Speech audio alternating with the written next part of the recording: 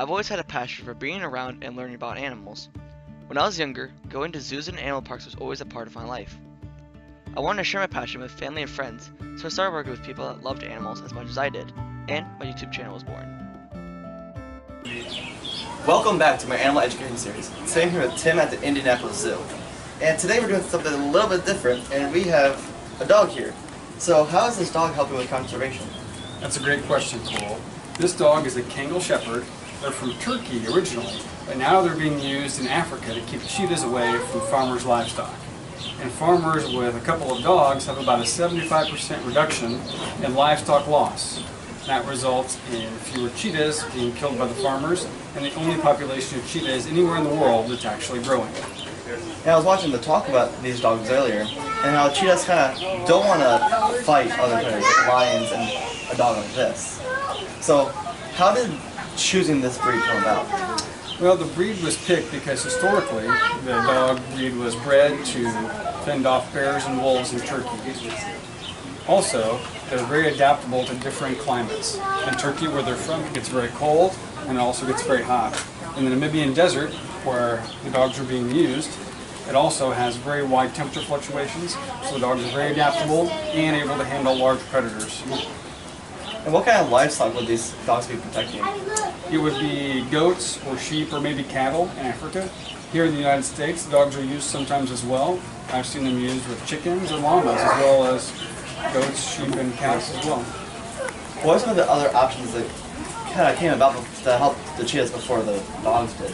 Well, we've partnered with the Cheetah Conservation Fund in Africa, both with our educational elements with the dogs.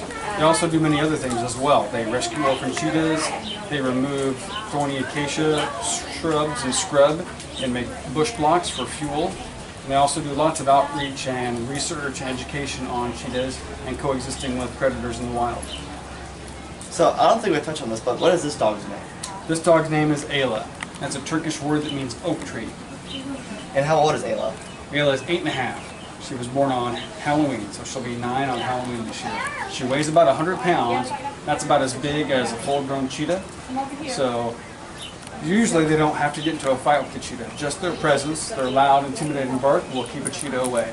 If a cheetah gets hurt even a little bit, they can lose their one big advantage, which is how fast they are. And that would mean no food, and which is not good.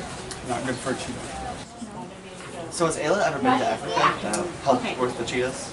No. Ayla was born in the United States, and she's been with us here at the Indianapolis Zoo since she was 8 weeks old.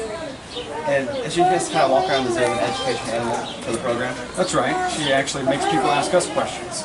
More than any other animal program, people really relate to the dogs and come up and get to pet the dogs. And then I get to tell them about cheetah conservation and the role that the Indianapolis Zoo plays with the cheetahs in Namibia. Kind of like this thing over here.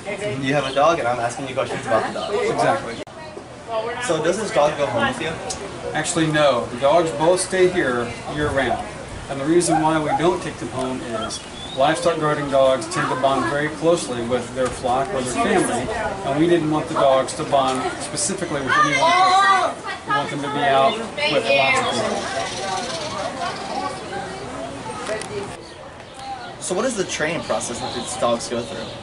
So we did a lot of socialization early on, even when we got them in 8 weeks. As soon as they got here, we were around them all day as long as we were here at the zoo. At about 4 months of age, then we started doing some basic obedience training, where we taught them to walk on a leash and sit and lay down when we asked them and come when we called them. And it looks like they're doing a pretty good job because you've just been kind of chilling here while everyone pets her and not really freaking out or walking around or anything. Yeah, livestock guarding dogs are pretty relaxed unless they see an ostrich in the back. So what is the process of getting these dogs acclimated to the herd or the group that they have to protect? Yeah, when they're little, even as early as 10 weeks old, farmers will place the young puppies out with their goats or their sheep or their cattle, and the dogs will live with those animals all the time from then on. And the idea is that they'll bond closely with those animals and regard them as their own flock or their own family, and will protect and keep away anything that is different than their flock. So it's kind of opposite of what you're doing here at the zoo. Trying to not get them acclimated to a certain group, but then out there you can get acclimated to that group. That's right. That's a great question, Cole. And that's why we don't take the dogs home with us. They stay here at the zoo. We take them out to meet all these different people, so the dogs are acclimated to lots of novel stimuli in different groups of people. Well, thank you so much for telling us about the dog and their work with conservation. You're welcome. Nice to see you again, Cole. Nice to see you. And as always, I hope you guys enjoyed this week's episode. Don't forget to leave a big thumbs up down below, subscribe to my channel, and also check out my Instagram @ColeShirt. As always, see you next week.